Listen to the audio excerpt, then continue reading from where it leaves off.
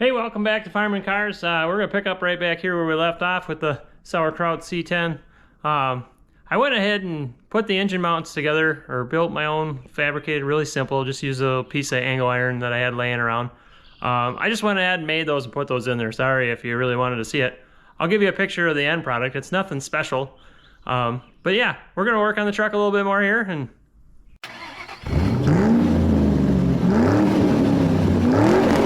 you can kind of see down in here, but yeah, all I did was take a piece of angle iron from scrap I had laying around, and I just, cut it to fit and massaged it in there and welded it right onto the cross member. We zapped a hole underneath there with the plasma cutter so we could get at the lower bolt. But then we were able to use the Mercedes engine mounts and arms that were already on the engine. It actually fits in there pretty good. I had to massage this brake line out of the way a little bit. Same on the other side here. But yeah, that's about it. Pretty simple. Threw a little detail spray on top of the welds because they're ugly. But that should be its final resting spot. I was able to get the turbo back on. It's a close fit, but it's just sitting there right now. I still got to bolt it all down. So we'll be able to keep the stock turbo for a little while. Not nearly as much fun, but that should hopefully get us on the road a little quicker so we can drive around. And upgrades like that work best in the wintertime for me because I can't drive it then anyway. So yeah, so that's the update on that part. We'll keep on moving here. We'll go ahead and get these injection lines off. We gotta be careful with those because we're gonna reuse them. But they just unscrew from the nozzles up here on top and the pump on the bottom, and then there's a bunch of plastic clips that hold them to the head here. Valve cover, I guess it'll be. But they should all come off here pretty simply.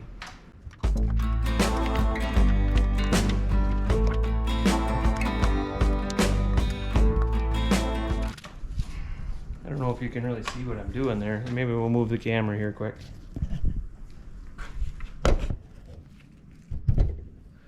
There, now you're along for the ride here. Let's see. All right. So yeah, you just unscrew from the top of the pump here, so just wiggle your wrench down in there one way or another and get some leverage on it. But that one wasn't even very tight at all. Surprised it didn't leak.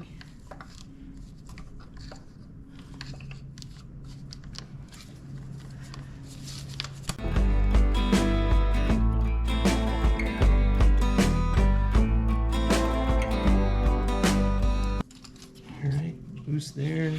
Loose there. A bunch of these plastic clips are already broken. I see somebody used some zip ties up here, so we'll have to do something with those, I guess. We just got to make sure they don't. So these will vibrate. Each one of these lines pulses with each cylinder. That when it fires, the pressure in these lines goes up, and then it's idle until the next fuel delivery. So there is a bit of vibration with these, so if you don't have them strapped down and they rub against something else that's metal, they'll actually wear holes in them eventually. And this isn't a terribly uncommon engine, but parts for it can be difficult to find from time to time. These injection lines can be hard to find. I don't think they're available new anymore. I guess I could double check. They might be available. They just might be expensive. So let me grab a 10 mil. I haven't lost that one yet. Still got a couple of them laying around.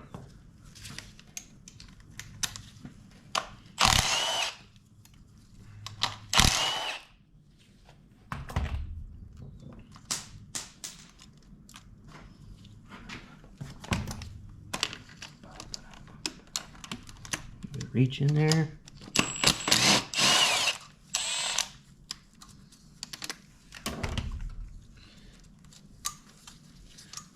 Fish those out all together if we can.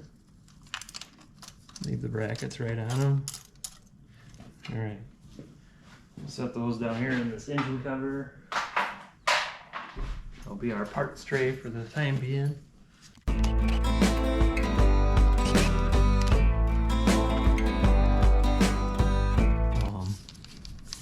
This wiring harness here, well, that's got the glow plug stuff in it yet. So we got to keep part of that, but most of this can go away. We'll have to thin that out a little too, I guess. But obviously I keep our gold plugs so that way it starts nice.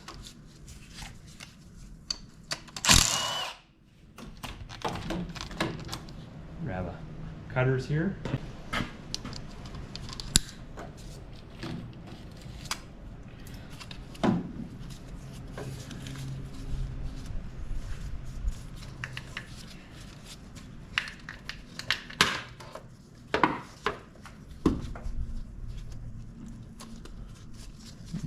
Bolts on back there.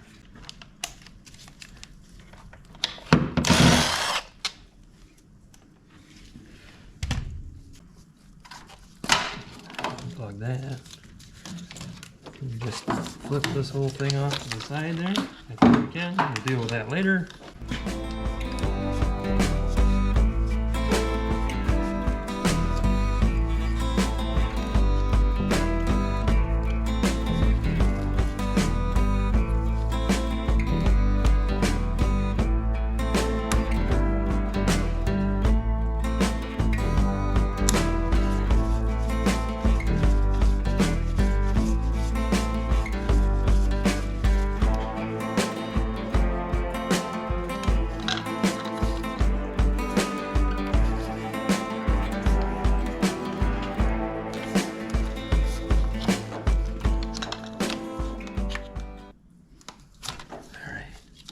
Get those out of the way for now. All right, a little less spaghetti than what we had. Probably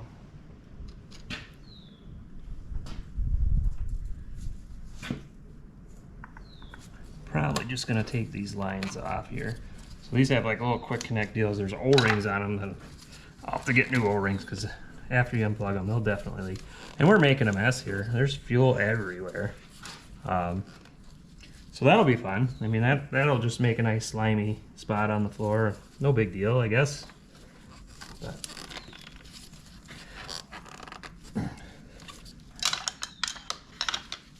that one's really on there. There we go. Maybe that was it. Maybe I didn't have it clipped all the way.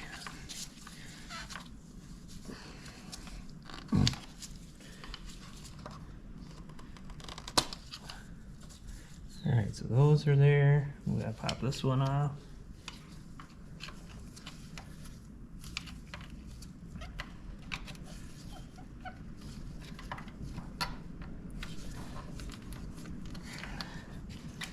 Come on.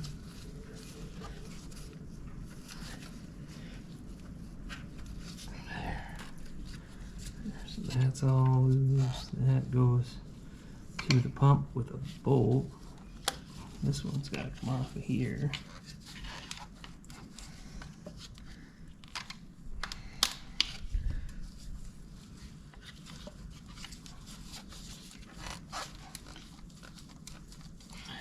Come on.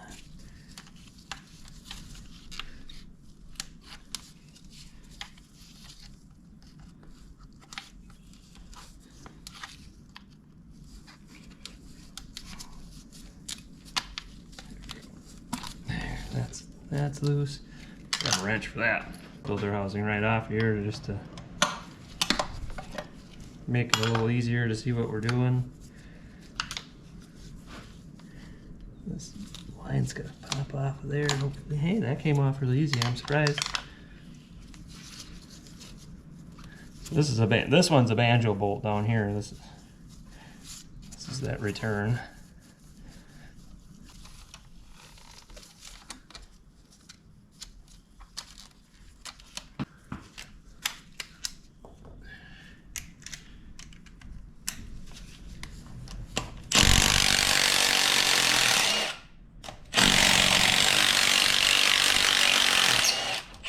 Just take that whole filter housing off out of the way for right now. All that nice corrosion. It's perfect. Yeah, everybody says aluminum doesn't rust. Well, it sure doesn't, but it definitely corrodes, and that can cause just as many troubles. All right, there's a plug on the side of the. See, I don't know. I'm sure you can see that. Oh, hang on. Technical difficulty. Sorry about that. Welcome back. Hopefully you're okay. You can see that, yeah. So there's a plug on the side right there. That's got a timing mark inside of it. Switch glove here.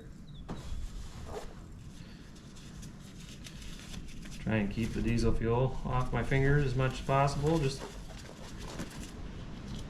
not that I'm super worried about it, but you don't need to wear that stuff all the time. It doesn't help. I'm used to wearing gloves. I don't know. It's the way I was brought up when I learned all my mechanical stuff. So, all right. So, let me grab a socket. We'll turn the crank over. 15 degrees after top dead center compression is where the pump is timed to. And then I'll show you that timing mark when it lines up. But we want to make sure everything's lined up when we take it apart. So that way we can line the new or the other pump in the same spot, and everything should be timed properly. These are just a static time to the crank. The pump's driven off of the timing chain. So our timing marks are down here.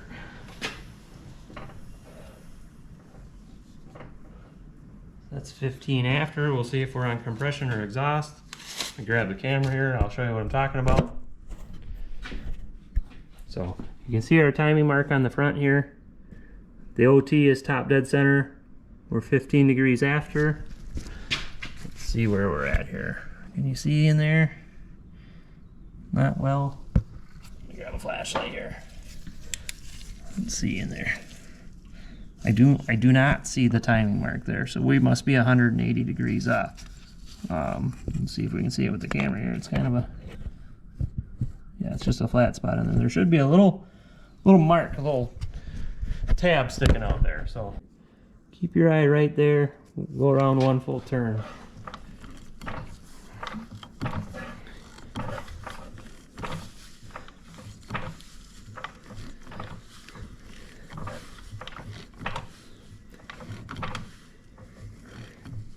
And there we're at 14. That should be 15 right there. Look at that pump again real quick. Yeah, there we go. So here, come along for the ride. You can probably see it now. You see there's like a tang down in there that's sticking out. So you want that right in the middle of your hole. That tells you that that's the fuel timing mark for top dead center of cylinder 1 on the pump. So as long as that lines up with what you have on your crank, and like I said, factory spec on this is 15 degrees after top dead center. Yeah, we should be golden. The vacuum pump here, so I'll probably have to take the belt tensioner off by the looks of it, but the vacuum pump's got to come off. There's a bolt that's left-hand thread, holds the pump into the drive gear on the timing chain. So there's there's 3 bolts that hold the pump to the block, another one in the back on a bracket. I think that's about it. And then should be able to slide that thing out of there. Maybe that's reversed thread too.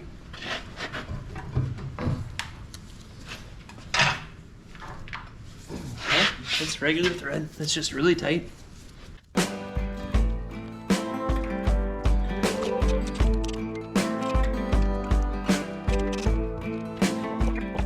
Alright, we'll set that off to the side as an assembly.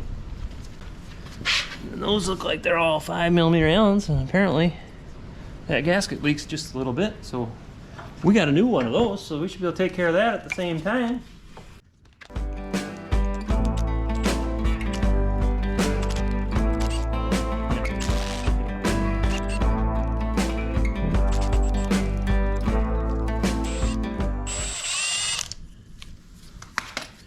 Oh, look at that, came right off.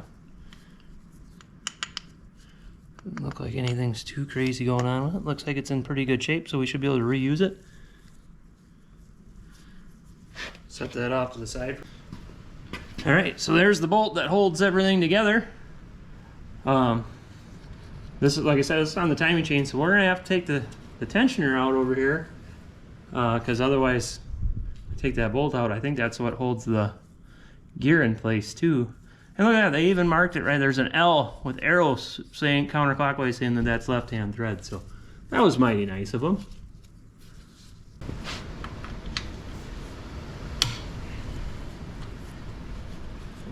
probably gonna have a bunch of oil come squirting out of there because it's the timing chain tensioner. There should be a spring in there. Yep. And the tensioner body. I don't know if you see all that, but that just goes in here. There's a plastic rail in here that goes against the chain, and that just holds pressure against it. So pretty simple design, works really well. But now this should, you can't really tell, but there shouldn't be any pressure pushing this way on that now. So go ahead and we can take that bolt out. Let me grab I think that's a 17 millimeter. Oh no, that's bad. Oh, I'm a dummy. It says left-hand thread right on it, and I was going the wrong way. So,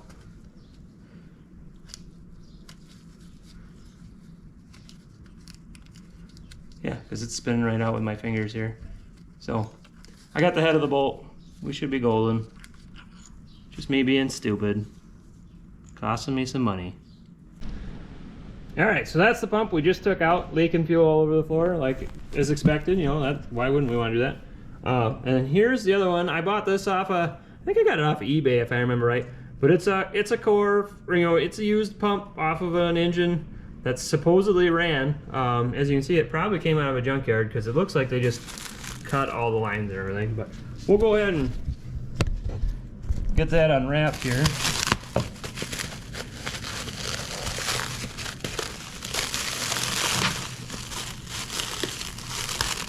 So we're going to install it and we're going to see what happens. Hopefully it works like it should and runs.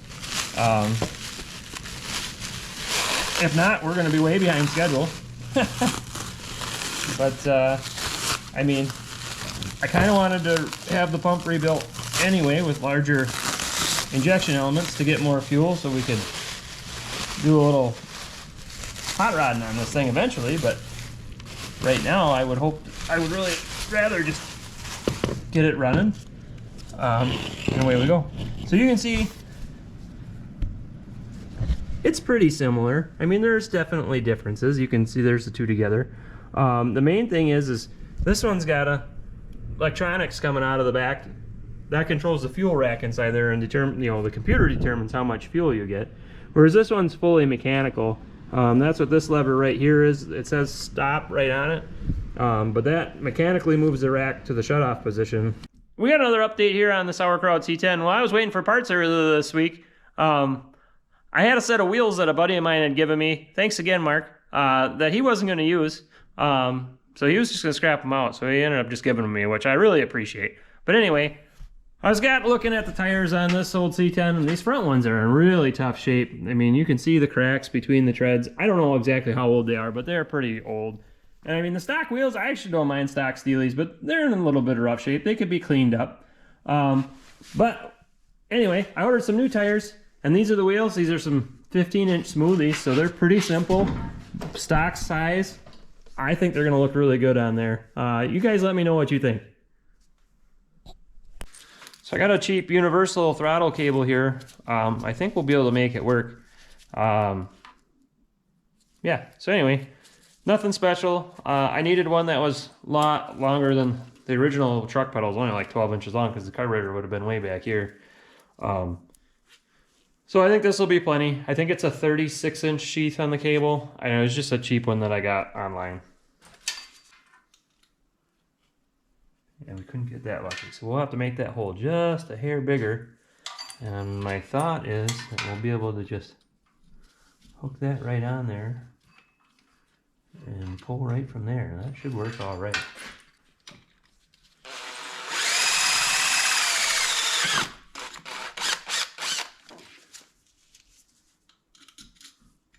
Golden. That's there. We'll slide our pump back into its spot.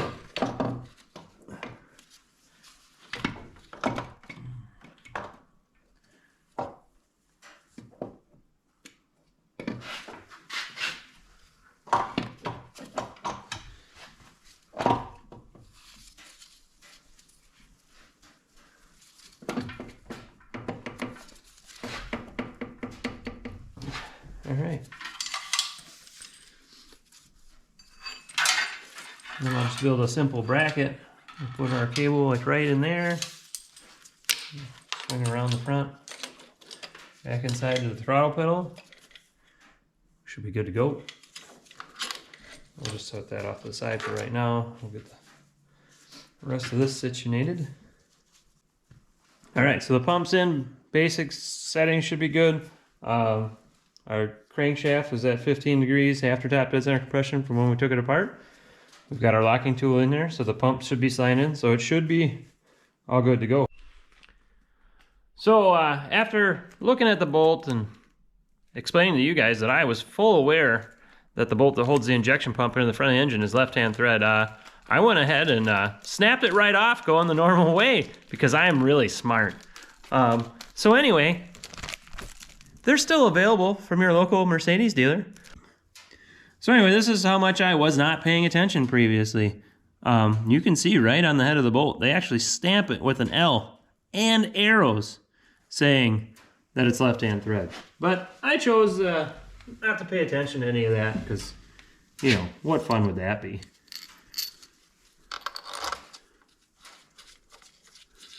So anyway, that goes right in there with the washer.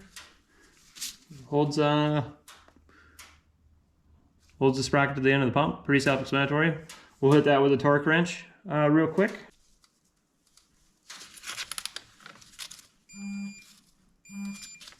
All right, should be good to go. All right, so we'll get all these fuel lines off here so we can start getting this pump plumbed up. The fuel line arrangement's a little different between this pump and the other pump, but for the most part, it's not that big of a deal.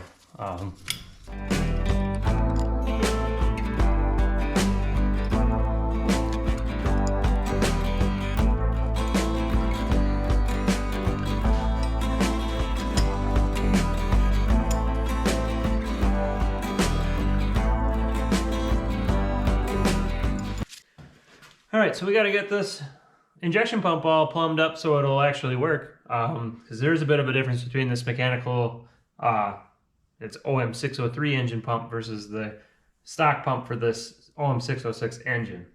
I think I got it all figured out. These are all the 606 lines and filter housing. I think I can make it all work pretty easily. All right, so what I did is I just took the plastic lines off of the hose nipples here and then added some rubber hose to get things to go where I need them to go. I gotta grab some clamps, but I'll show you what I did here. I just used a die grinder and really carefully sanded down the edge here. We'll see if I can do it here quick. Let me situate the camera.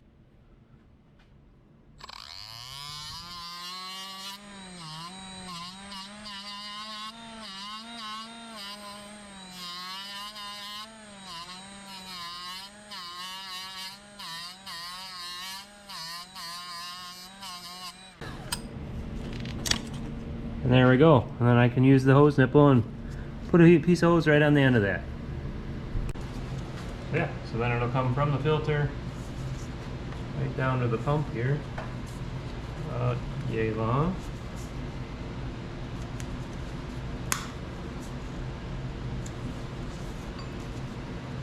And that one will go right there. So then other than that, we'll just have our main feed will have to go here. And the return will go over there back to the tank, and we have a fuel management system. So, pretty simple overall. All right, so we got our fuel hoses on the pump there. Still got to put the injection lines on there before we'll be able to try and start it. I went and salvaged the oil cooler off of the donor car outside, hooked that up just for now so that way it doesn't squirt engine oil all over the place when I try and crank it over. And I got a little bit of diesel fuel sitting here. I gotta put engine oil in it yet. But I think we're gonna crank it over and see if we can prime the system. If we get everything primed up and nothing's squirting out too bad, I'm gonna put the high pressure lines on. We're gonna go ahead and try and start this thing today and see what happens. So, all right, so you can see my cobbled together mess here. Got a battery and some jumper cables on the floor there that you probably can't see. Go on the starter, remote starter button. 5-gallon diesel fuel can over here on top of a 5-gallon pail. But we're gonna go ahead, I'm gonna put those high pressure lines on, and then we're gonna see if maybe we can get this to start. I don't know if it will. I don't have the glow plugs hooked up. But we're gonna try.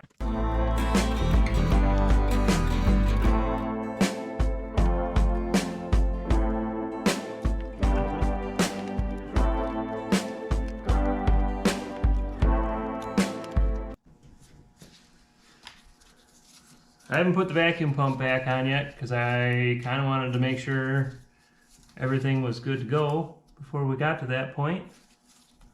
So when I put oil in the engine, some of it ran out on the floor. Not a big deal, just a little bit of a mess. I'll get it later.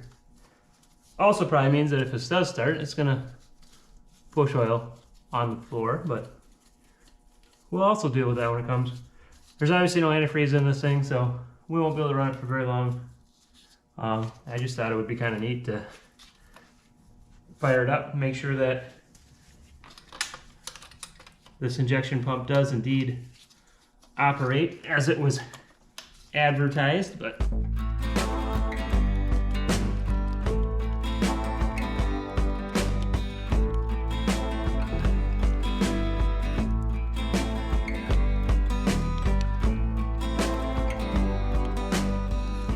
these are a little bit further apart than what I thought they would be.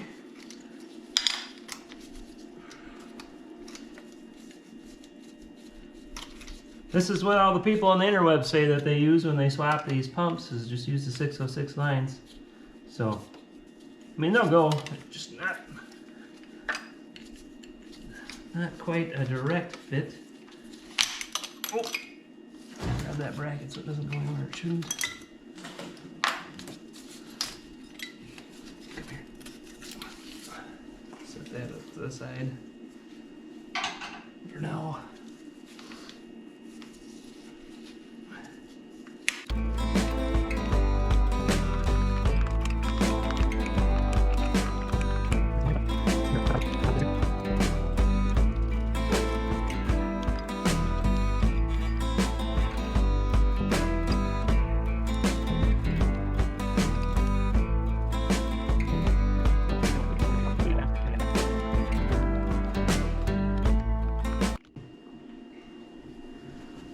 So obviously I'll have to bleed the air out of these high pressure lines, so we want to leave the top ones here a little loose.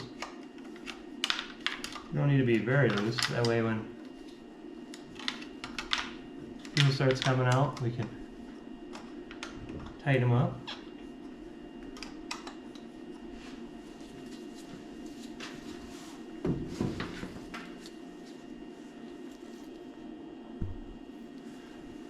All right. Here we go, we're gonna see what happens.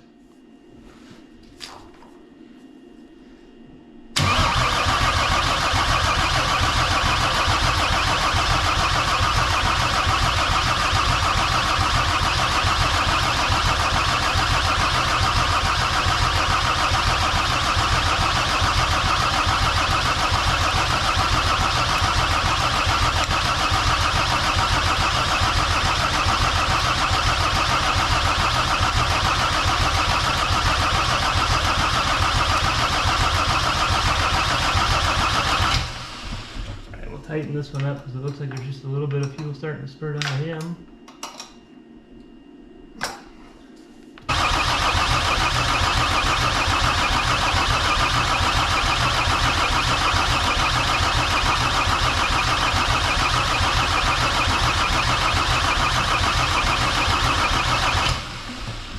All right, we might give her a little help since the glow plugs aren't hooked up. I'll go see if I can find some starting fluid real quick.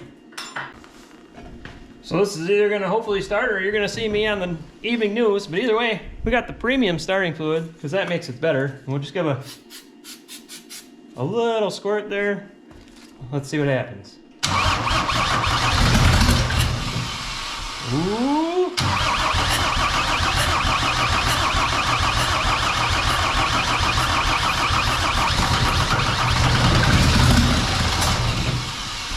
Close.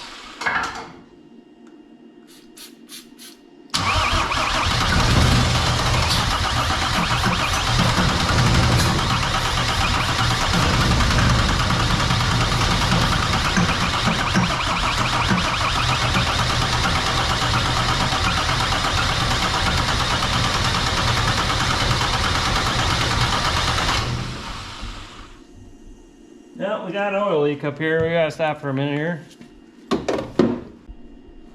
Oh, apparently I have to put that vacuum pump back on in order to start it. There's a pressure port there that's puking oil. At least that means we got oil pressure, so that's a good sign. That means the oil pump's finally primed.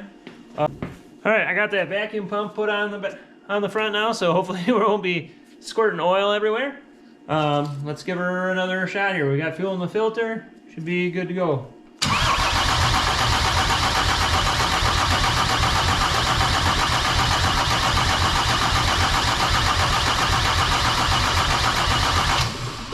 Now we got smoke. Let's give her a little squirt here. And again. Here we go. Oh, she's alive. We got, yeah. Sounds pretty good. Seems idle all right. We won't leave her run for very long here.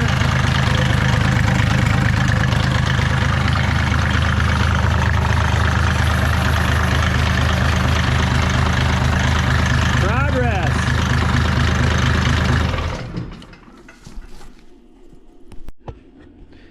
All right, shut it off quick, but just so you guys can see what's going on here. This is our temporary hose clamp here, but fuel in here, goes down through the pre-filter, comes down this hose, goes into the lift pump, comes out of the lift pump, goes through the main filter, back to the injection pump.